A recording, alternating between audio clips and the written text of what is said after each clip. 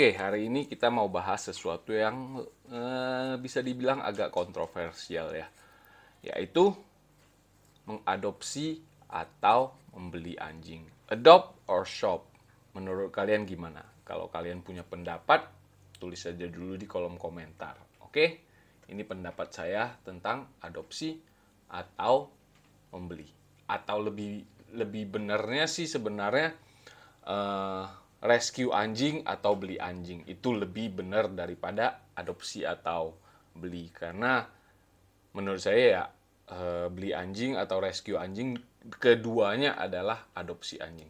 Oke, ini pendapat saya. Oke, welcome back to our channel with me Jimmy, and kayaknya susah deh, Rasti lagi di bawah. Habis jalan-jalan lagi lumayan capek, so nggak usah ada Rasti, saya aja ya. Nah, sebelum lanjut nonton videonya, jangan lupa di-subscribe dulu karena banyak sekali yang nonton video kita tanpa subscribe. Kalau mau like videonya mungkin tunggu sampai kalian selesai nonton videonya baru di-like kalau memang suka. Kalau nggak suka boleh di-dislike juga. Ada apa-apa boleh tulis di komen, oke?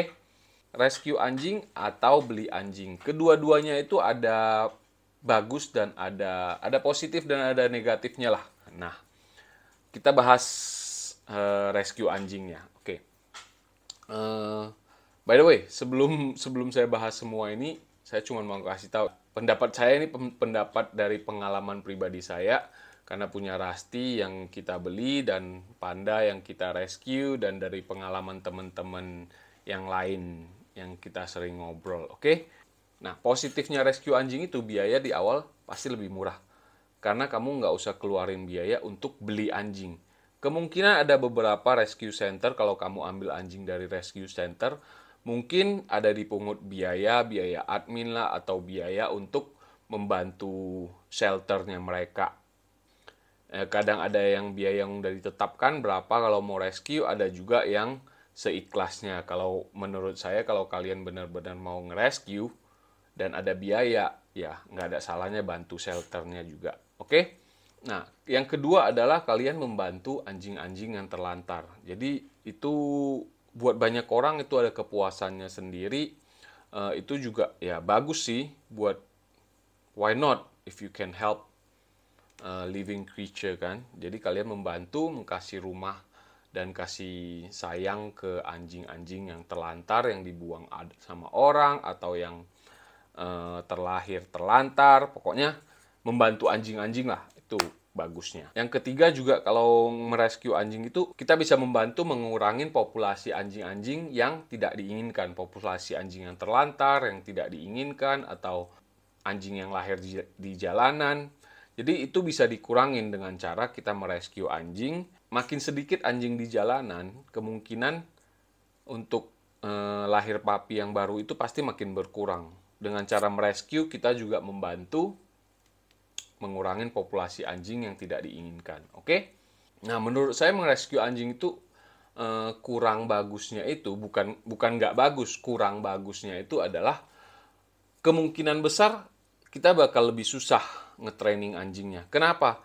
Karena lebih banyak anjing rescue atau kita ambil dari shelter atau dari jalanan, kebanyakan anjingnya udah dewasa satu, atau udah melewati masa-masa sosialisasinya. Nah, masa sosialisasi itu lumayan penting. Kalau kalian pengen tahu lebih detail tentang masa-masa sosialisasi anjing, nonton aja di video yang ini, yang di-cut di atas ini. Nonton dulu video itu kalau pengen lebih tahu tentang sosialisasi anjing. Nah, itu menurut saya, kalau nge-rescue anjing, kemungkinan untuk training anjing itu lebih, bukan nggak bisa, semua anjing bisa di training. Tapi anjing rescue kemungkinan besar lebih susah karena banyak dari mereka itu udah dewasa. Jadi anjing dewasa itu mau mentraining mereka itu menghabiskan lebih banyak waktu. Jadi kalau kalian nggak punya banyak waktu untuk training anjing itu, maybe rescue anjing itu nggak begitu cocok buat kalian. Oke? Nah, salah satunya lagi yang menurut saya kurang bagus kalau nge-rescue anjing, itu adalah banyak anjing-anjing rescue itu, atau anjing dari shelter atau anjing dari jalanan, kebanyakan ya Berapa persen saya kurang tahu, tapi kebanyakan anjing-anjing itu ada traumanya. Trauma dia ditelantarkan sama ownernya lah, trauma dia tinggal di jalanan harus berantem biar dapat makan.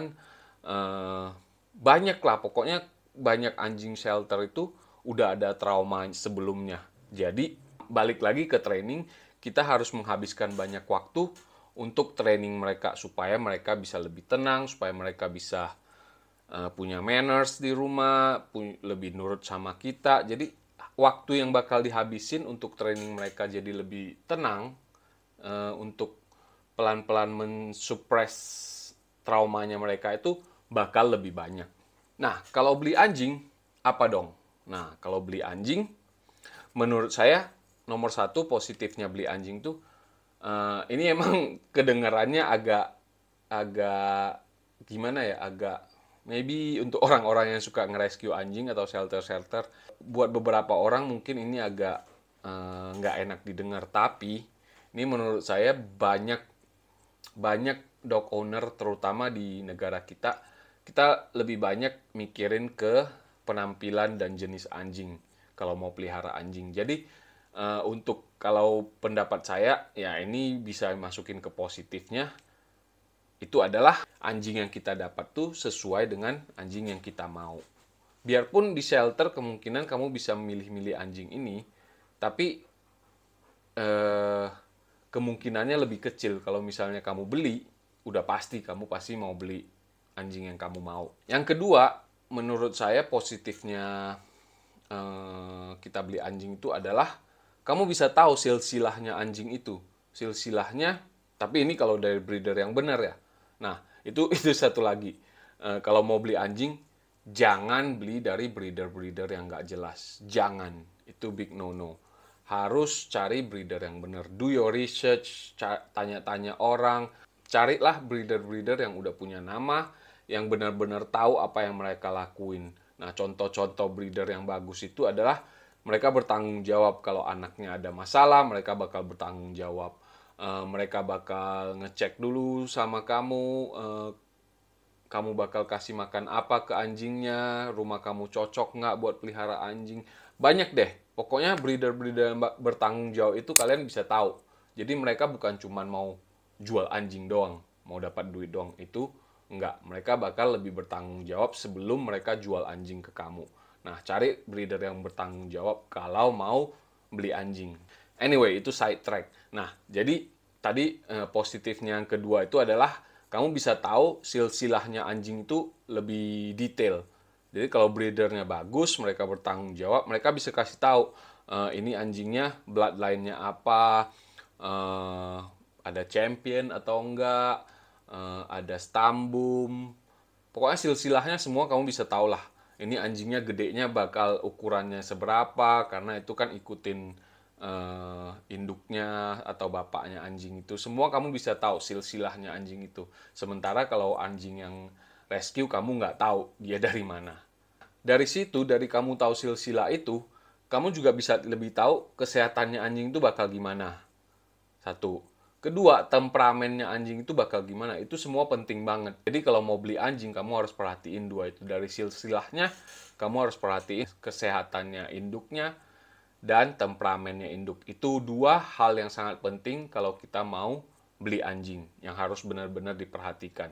Jangan cuma perhatikan penampilannya anjing itu aja. Nah, dan yang ketiga positifnya kalau kita beli anjing adalah hampir semua orang beli anjing itu pasti dari papi. Benar kan? Pasti beli dari anjing itu kecil. Nah, kalau kita beli dari anjing itu kecil, kita lebih gampang bonding sama anjing kita. Kita lebih gampang bonding, kita juga lebih gampang training anjing kita. Karena dia masih papi, dia belum keisi apa-apa di otak mereka, itu hampir bisa dibilang masih kosong. Kita bisa pelan-pelan isi, training, bonding sama mereka sesuai yang kita mau. Nah, kekurangannya apa kalau beli anjing? Kalau beli anjing itu kekurangannya, satu, biaya bakal lebih banyak di awal. Karena anjing yang di breeding dengan benar, itu pasti ada harganya. Harganya ya lumayan mahal, tergantung jenis anjingnya apa. Jangan tanya saya harga anjing, karena saya nggak begitu tahu. Saya bukan breeder, Saya nggak pernah ngikutin harga anjing deh. Jadi saya juga nggak bisa ngasih tahu harga-harga anjing. Jadi itu yang pertama, pengeluaran di awal itu bakal lebih banyak daripada kamu nge-rescue anjing. Kekurangannya dari mau beli anjing itu salah satunya menurut saya adalah gimana cari breeder yang benar, di mana cari breeder yang benar. Itu yang benar-benar semua orang yang mau beli anjing itu harus research yang benar. Kalian harus cari tahu semua tentang breedernya, jangan cuman cari satu breeder, ngomong sama satu breeder, habis itu udah langsung beli. Jangan. Jadi itu menurut saya kekurangannya kalau mau beli anjing. Karena kalau kita mau nge-rescue anjing, kita ke shelter mana aja itu nggak ada masalah.